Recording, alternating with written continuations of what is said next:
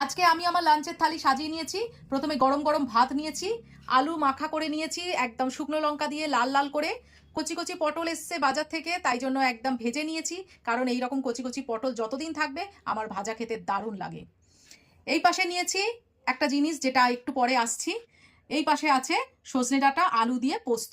এবার এর কথা বলি, যারা যারা আমার মতো বেগুনি আর চপ দুটোই খেতে ভালোবাসো, আলুর চপ বিশেষ করে, তাদের জন্য এই রেসিপিটা। প্রথমে বেগুনি ভাজছিলাম, তারপরে ভাবলাম আলুর চপ হলে কেমন হয়, তারপরে ভাবলাম আলুর চপ আর বেগুনির টেস্ট একসঙ্গে হলে কেমন হয়, বলে এই রকমভাবে একটা আইটেম তৈরি করে নিলাম। দেখো কেমনভাবে তৈরি করেছি, রেসিপিটা তোমাদের সঙ্গে শেয়ার করেছি। এবার বলো থালি কেমন লাগলো, অবশ্যই কিন্তু কমেন্ট বক্সে জানাবে। এবার ফটাফট খেয়ে নি। ও, ডালের কথা অনেকেই বলবে যে এত শুকনো ভাতে কি করে খাবে। অ্যাকচুয়ালি গরম ভাতে এই সব দিয়ে আমি ঘি দিয়ে খেতে খুব ভালোবাসি, তাই জন্য আজকে ডাল ক্যান্সেল। Good afternoon. দেখো এখানে দুটো আলু সেদ্ধ করে নিয়েছি, আর এইখানে বেগুনির মতো সাইজের বেগুন কেটে নিয়েছি।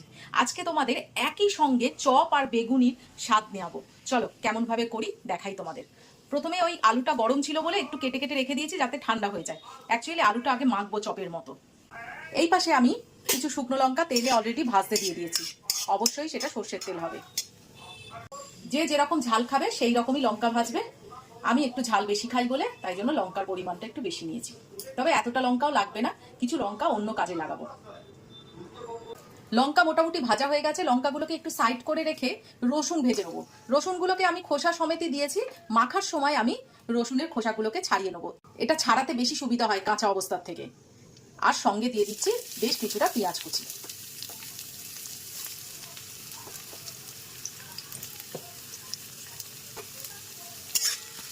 এবার সব কিছু একসঙ্গে ভেজে নেবো।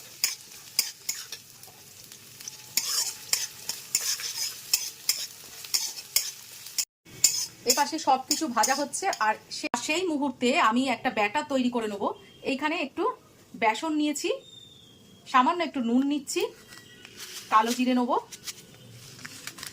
আর নেব লঙ্কার গুঁড়ো,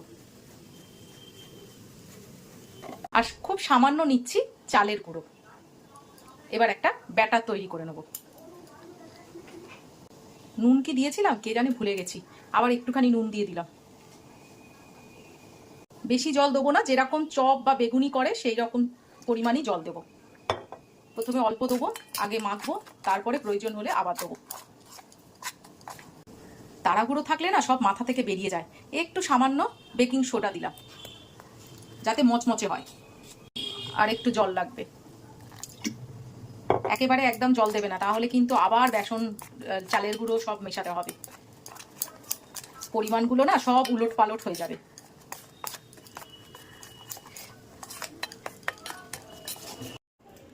শুকনো লঙ্কা, পেঁয়াজ, রসুন সব তুলে নিয়েছি। এবার নুন দিয়ে শুধু আলু দিয়ে মাখবো, আর এর সঙ্গে একটু ভাজা মশলাও নেব কিন্তু। খুব সুন্দর করে ব্যাটারটা ফেটিয়ে নিয়েছি। এই রকমই থিকনেস হবে, এর চেয়ে মোটাও করবো না আবার পাতলাও করবো না। এইবারে বেগুনির মতো এক একটা স্লাইস করে নেবো। কিছুই নয়, বেশ কিছুটা আলু নেবো, আলু মাখা, যেরকম চপে আলু মাখে। প্রথমেই বলেছি এটা বেগুনিরও স্বাদ হবে আবার চপেরও স্বাদ হবে। এই ফোল্ড করব, করে এইবারে বেসনে ডুবিয়ে ভেজে নেব। তেল আমার গরম হয়ে গেছে, এইবারে আমি চপ বেগুনিটা একসঙ্গে যেটা করছি সেটা ভেজে নেব। একদম লো ফ্লেমে ভাজবো, আস্তে আস্তে ধৈর্য নিয়ে। দেখো কি সুন্দর দেখতে হয়েছে, একদম মচমচ মচমচ করছে। এটা খেতেও না অপূর্ব হয়।